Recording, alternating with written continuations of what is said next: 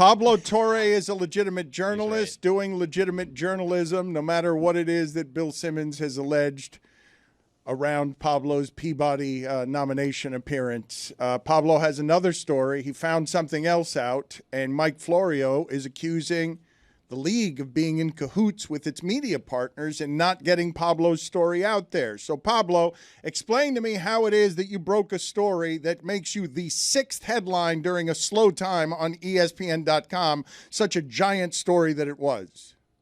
What's the origin of cahoot? Was there ever a singular cahoot? This guy gets the show. This guy gets it. So that's first cahoot? It's a hoot and another hoot, and they get together and are in cahoots. Couple of owls cutting it up. It's like, is there any goal that's not unmitigated? Is it? Oh, no. Right. Absolutely not. Right. These hoots will remain, unsuppressed. They are of look, unknown for me- origin, Pablo, perhaps from the French cahoot, meaning cabin or hut. Yeah, I ask because boondocks comes from a Tagalog word called bundok, which means like over there, I am told. So we're also Filipinos responsible for that. Please give me the highfalutin sound immediately. How do you not have it ready already? No, it wasn't the boondocks. It was boondok. No, it's everything you just did there that made you sound like Jordan Schlansky. Wait. Did of all people, did Tony really get on me for trying to pronounce an ethnic word correctly? Tony? Mr. Ethnic Pronunciation Guy is saying I can go boondok. No, I'm just may or may not.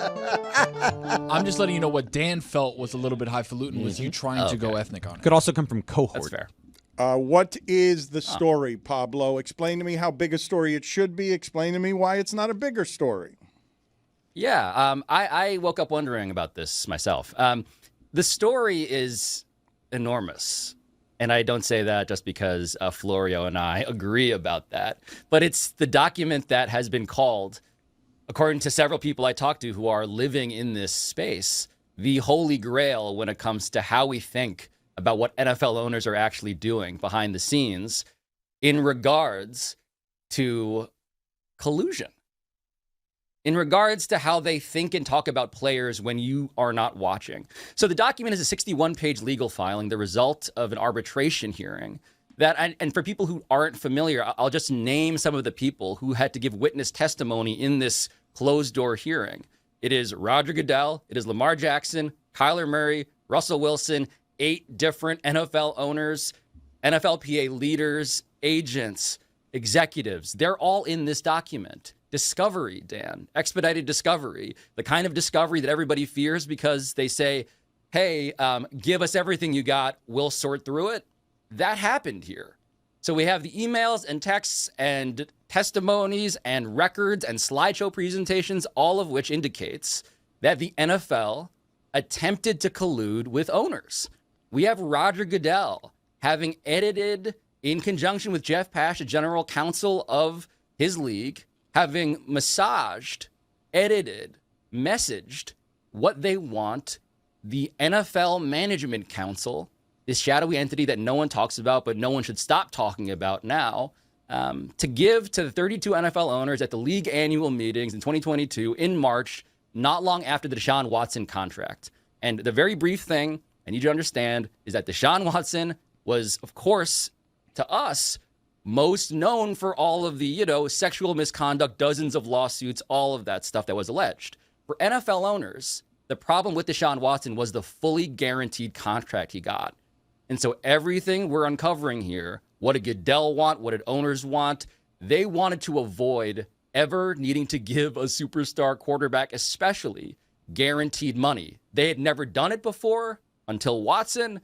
They wanted to make sure they didn't do it again. And so that's why 2022, you will recall, it was Kyler Murray, Lamar Jackson, Russell Wilson, all up. And so this document is this treasure trove of details that explains the power dynamic, the power imbalance between the players and the league and the owners and the union. And everybody here looks terrible. Pablo Torre Finds Out is the name of the podcast. I urge you to listen to it or watch it because it is one of the last things out there and one of the few in this sports space actually digging up stories and doing the work. So what's the backstory here with you and Florio? And if we were trying, Pablo, if as a company we were trying to create a cloud of a big bonfire of celebration, Pablo did a big thing, everyone pay attention. How do I get people to pay attention to this story as they're all wandering away to talk about whether SGA was stoned on Good Morning America?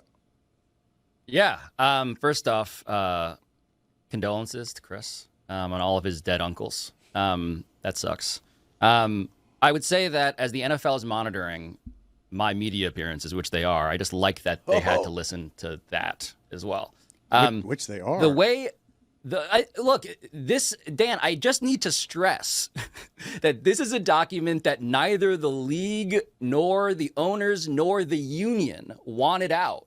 Like, they fought extremely hard. Florio, the sell on this is that Mike Florio is as plugged into this as anybody. He's as fluent and obsessive about this stuff as anybody. NFL, palace intrigue, and the law. And he couldn't get it. And so when I brought it to him, it was like, to quote Chris's living dad, a dog with a bone. Like, the texts in here, right? The way that these guys talk. You have Lamar Jackson in this document talking about how he couldn't hear from the Ravens because, his phone was busted. The microphone on his phone didn't work, which you could take at face value or not. You could get to Kyler Murray, whose contract became the subject of a text message exchange between the owner of the Cardinals, who signed him to it, and the owner of the Chargers, and in which, by the way, sounding again kind of like Greg Cody, the Cardinals owner says, "Hey, Dino." And Dean Spanos, the owner of the Chargers, proceeds to celebrate how Kyler Murray's contract is going to set him up to pay Justin Herbert fewer guarantees. You have John Mara, the owner of the Giants, talking about what would happen if he went and talked to Jerry Jones. You have, again, Goodell on this testimony, dead to rights in terms of what he did. You have all of these ways of getting into the room where they don't want you to see.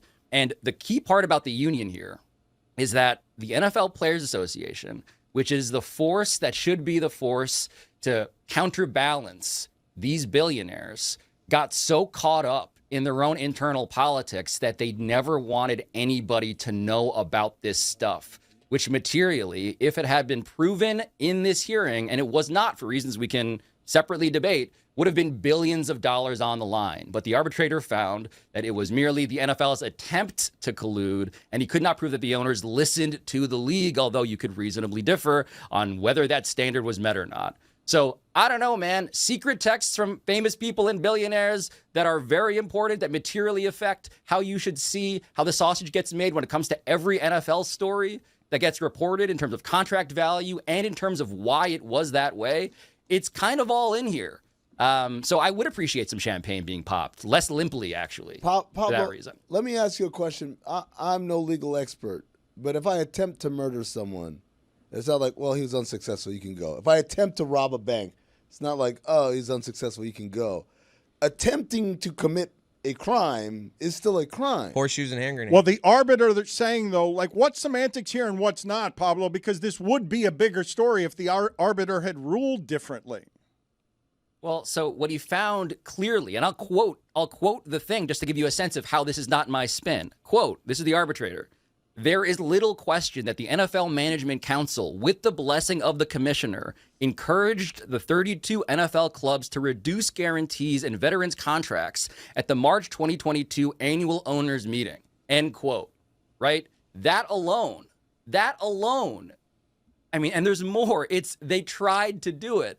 But there is this standard of a clear preponderance of evidence, which is vague enough given the context of arbitration, in which, by the way, the arbitrator needs to satisfy both parties, to be cynical about it, because that's a job that needs to be called back to, so he wants to do more of this. The point being, look at the texts. Look at how the owners talk, Dan. Every time. So what's so interesting about this is that Mike Florio, many people that are on generally the player side of this, right, you included, there are all these understandings and these inferences about this is what they're doing, and they don't want you to know about it. Here is the proof that they are talking about this in writing in ways that make it very clear that what the owners have is what the union only dreams of, which is solidarity. The owners collectively preserve themselves by celebrating each other's contracts in a way that allows them to pay the players less. This is documented over and over again. What the arbitrator felt uncomfortable doing was, in the absence of an owner admitting to it, he said he could not prove that the owners were doing this because of what the league had also undeniably advocated them to do. And so it is enormous. It's just caught in some legalese that allows them to spin it away. I have texts in here in which J.C. Treader, the head of the NFLPA, is calling Russell Wilson a wuss. He is blaming him for the lack of guarantees in the NFL, which is to say, we have a scandal in the union that explains why maybe the billionaire owners won this case. All of that's in here. The roadmap for every scandal you want. 15 different stories are in this, and we're getting... Is that a what? Where'd you get that wig? Zach? Whoa, Yo, whoa, whoa, what did I do to deserve you hurling insults? Whoa, hold on a second. Hold Look at young on. Stugotz. Hold Major on. penalty, 5 minutes, screwing I mean, comedy. it's... Hold on. Pablo. Why can't I just be confident? Oh, God. What is that? That's What? young Stugotz. What was that? Wussel Wilson. Major penalty, 5 minutes, screwing comedy. I'm sorry. That's 10-minute penalty. So if you've got any last words on the way out, just tell us what we need to know about this Pablo Torre finds out story. But otherwise, you're gone. You're dismissed. I have another question for you. And no more questions for him. And the NFL is monitoring your appearances. Like what is I'm that? just saying, What a segment. everybody is trying to figure out how I got this document because that's how much it means to them. I am not exaggerating. This is a thing that the richest, most powerful people in sports did not want you to know. That's the pitch. Do you want to know it or do you not? Do you want to find out or do you not? Do you want to know what's hiding under the wig or do you want to just look at the wig? I'm a guy who wants to see under that thing. So I want how'd to look you- underneath. What are you How'd you get talking it? about? Yeah, how about to say, let me do the Andrew McCutcheon. Yo, so how'd you get the document? I think he can't reveal that. Well, Andrew McCutcheon did. I mean, guys, I'm not going to tell you Okay. There it unless you pop an even larger bottle of champagne, is. All right. in which case I might consider it. Pablo Torre finds out all the dirty details of power that these guys aren't interested in because they just want what are the transactions? What's the NBA draft going to be like? What's Ace Bailey doing? Yes. What is he doing? It's the biggest question of the night. I kind of feel like he's got a secret plan. Yeah. I heard something Ace going Bailey changed agents, by the way. I heard he changed agents recently. Why are It you was still sort of an here? overblown story. You How is found he that out? here? Oh, you didn't want more reporting? Sorry, thought- let me I go thought- back to the boondock. Pablo Goodbye. Torre Finds Out is the name of the podcast. It is doing award-winning journalism and getting Peabody nominations and Edward R. Murrow awards.